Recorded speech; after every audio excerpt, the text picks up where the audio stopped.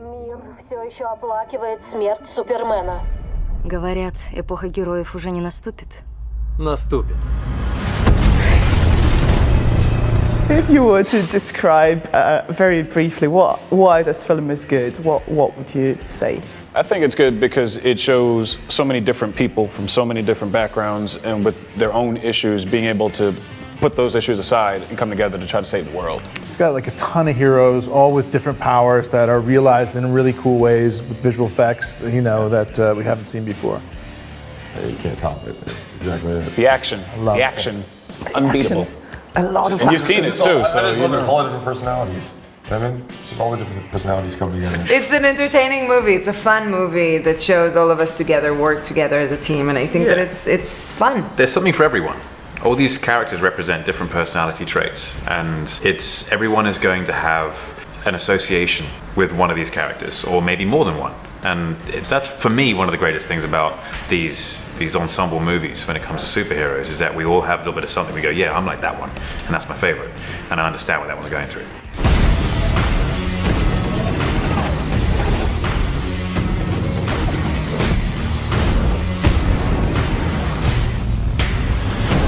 Как прошли выходные, Диана? Мои? Ага. Ничего особенного. Gal, Diana in this film is like their Google, the gang's Google. You know, she knows a lot about the threat they're facing, Right. Which is quite a departure from her standalone film, I agree. where she was very naive and agree. not knowing what's going on in the world. Can you sort of describe that contrast? It's very simple. Time had passed, and now she's. First of all, you know, she has the knowledge about the threat because her people was faced the same threat years and years and years before she was ever born, and she always heard the stories. So she is basically the only one who really understands what needs to be happen in order to overcome the threat and the evil power. Артур Карри. Аквамен. Платит он. Органические биомехатронные части тела. Он киборг. Шли бы вы отсюда. Барри Аллен. Кого бы вы ни искали, это не я.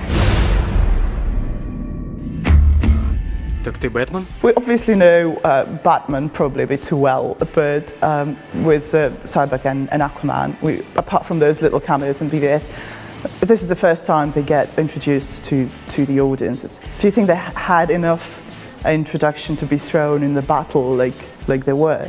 For me, because I know this is a popular debate, and people saying, well, we think there should have been solo movies first and then get into it. But for me, it reminds me of the Justice League series that I grew up watching as a kid, where you see all these people come together for a world-changing event, and then they go off and have their own adventures or their own go off in pairs and do their own thing.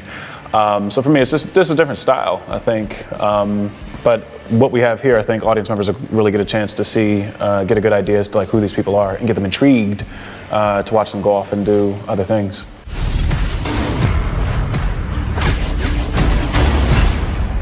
Какая у тебя суперсила? Деньги. What do you think is the most handy superpower to have? Healing people. Other people, not yourself. You're healthy. And myself too. Myself, it will be a long journey of healing. I reckon Flash's superpower is pretty cool. I mean, it's kind of limitless. Ultimately, what he can do once he taps into the Speed Force, you can talk about going backwards or forwards in time, there's different multiverses, he can travel through walls, he can heal himself. Not necessarily other people, unless he got really good at